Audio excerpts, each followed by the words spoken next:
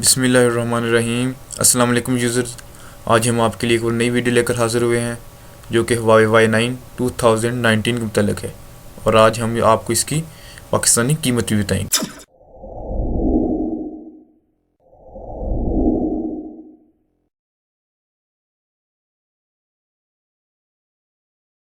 तो चलिए हम अपनी वीडियो की जानिब बढ़ते हैं, लेकिन वीडियो की जानिब बढ़ने से पहले अगर आपने हमारा चैनल अजीम लोगों का तरीका अभी तक सब्सक्राइब नहीं किया तो वीडियो के नीचे दी गए लाल बटन को दबाएं और सब्सक्राइब करें।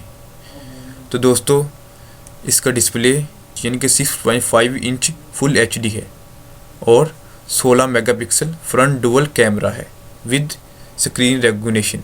इसका processor Kiran 710 octa core with GPU turbo के साथ है, और सबसे अहम बात, इसकी बिग बैटरी 4000 mAh है और इसकी पाकिस्तानी कीमत 38,000 रुपये है, जो कि US डॉलर में $329 बनते हैं। तो दोस्तों, हमारी इस चैनल को ज़रूर सब्सक्राइब करें। खुदा हाफिज़।